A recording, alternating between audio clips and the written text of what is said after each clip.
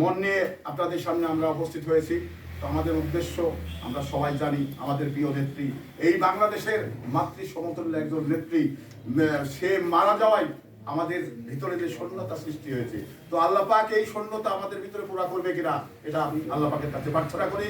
আল্লাহ পাক তার অভাবটা যেন এই জাতীয়তাবাদী দলের কোনো ব্যক্তির দ্বারাই পুরা করো। কারণ এই বেগম খালেদা জিয়ার যে গুণাবলী এটা কিন্তু বলে শেষ করা যাবে না, কারণ তার অনেক গুণে কিন্তু সে গুণ রয়েছে।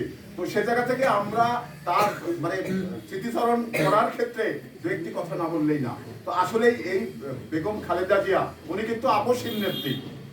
ওনার দূরদর্শিতায় যেভাবে এই জাতীয়তাবাদী দলকে বারবার হারানো গণতন্ত্র ফিরিয়ে এনেছে, তো ওনার যে মানে ত্যাগ এবং তিতিক্ষা, এটা কিন্তু মানে আমরা তার কাছে এই জাতীয়তাবাদী দলের সৈনিক নেতাকর্মী তার কাছে ঋণী।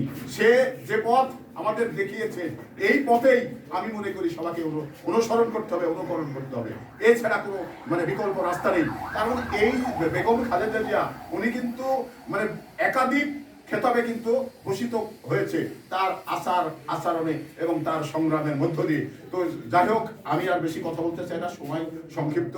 আপনারা প্রাণ খুলে দেশনেত্রী বেগম খালেদা জিয়ার জন্য দোয়া করবেন এবং পরিশেষে তারুণ্যের অহংকার তারেক রহমান সাহেব সে যেন এই তার মায়ের অভাবটা পুরা করতে পারে, সেই জন্য আমরা সবাই মিলে প্রাণ খুলে দোয়া করব।